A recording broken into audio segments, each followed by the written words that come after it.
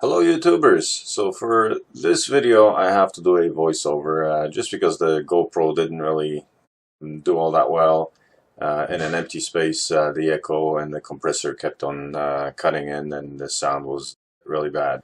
So here what I'm doing is I'm actually casing a window, and this is a sill that I've prepped together, and I just mitered it and I profiled it to the wall with a belt sander. So I want to do a little reveal, 1/8 of an inch. So I'm using a biscuit joiner for that to mount the sill onto the window ledge. I set the depth to 7/16 of an inch just so I will be a little bit lower than half on the ledge itself. And I'm using this Makita because it has a shallow fence. So it allows me to go into a space that's so shallow, otherwise you would hit the window itself.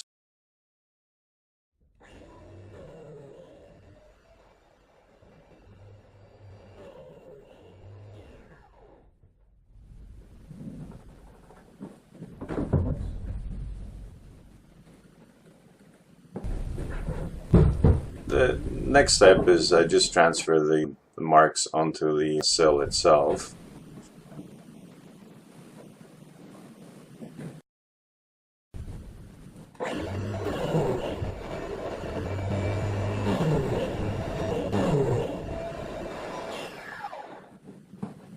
I'm readjusting the biscuit fence to 5/16 of an inch, and what that will do is that will let me drop the sill to create a 1/8 of an inch reveal.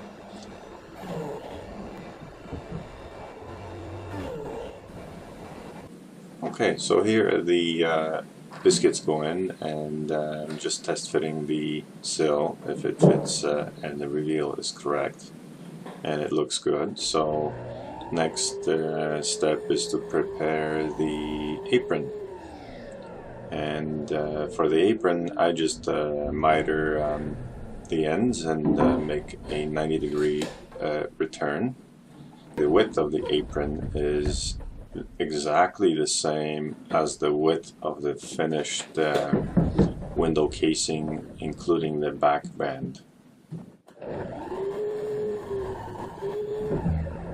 So I did speed up the video in some places just so it's not too boring to watch.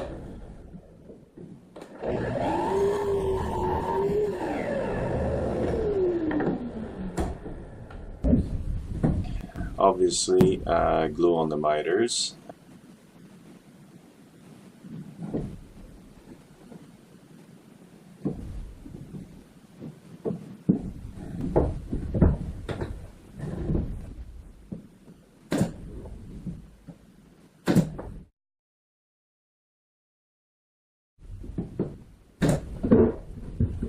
I actually put glue on the apron itself just to make sure that the sill is very strong, and if you were to lean on it, it will be strong enough to support a pretty decent amount of weight.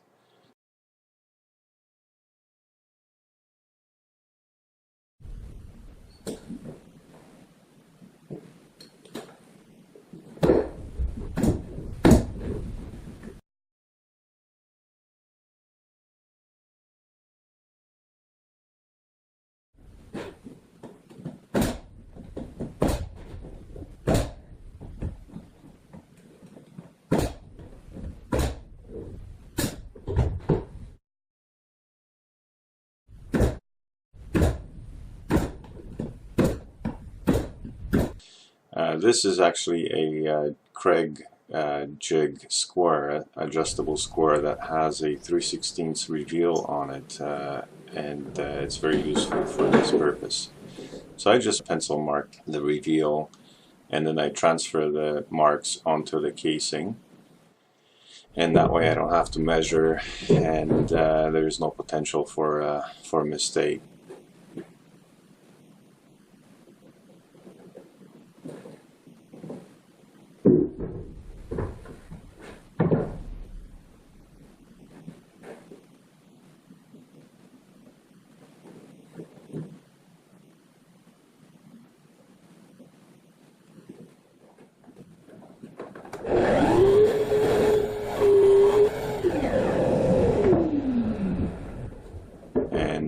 I'll also use a biscuit joiner to do biscuits on the casing miters, and that is a pretty strong joint.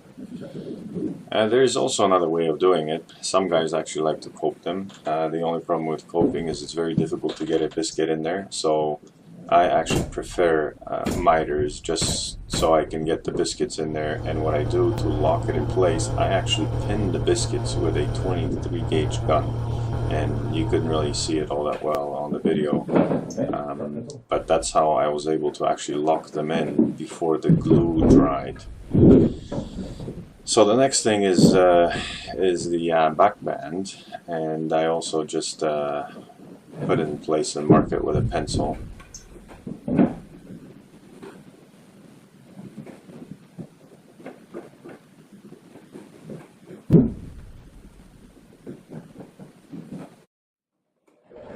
Once you adjust the laser on the saw, you can get it to be pretty much spot on.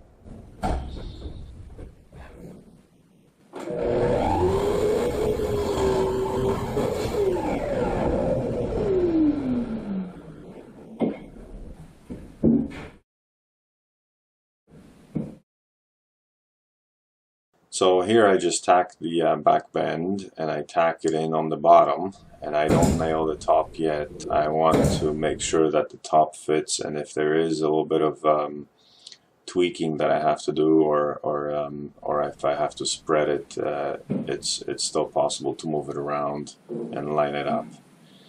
So once it's all lined up, then I nail the miters.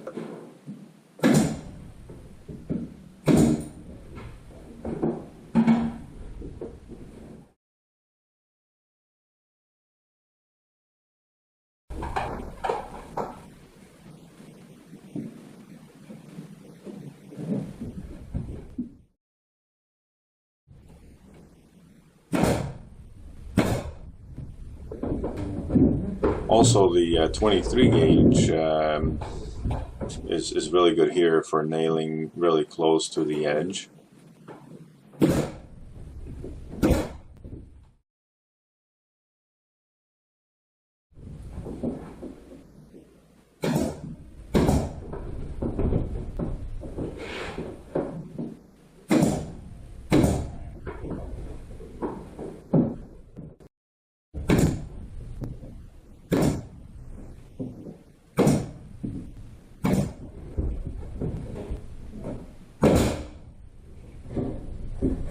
Next step here is to break all the edges and all the sharp corners, and this helps with the paint.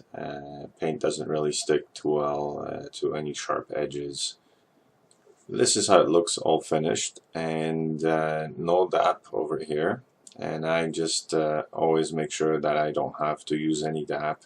Wood does shrink over the year or so that it's drying out, and if you start with gaps and you have to fill them with DAP, you're for sure going to get bigger gaps in a couple of years down the road. So it's always good to not have DAP and gaps, and then when you're repainting 2 years later, the gaps are very minimal, and then is when you actually use DAP to fill them in.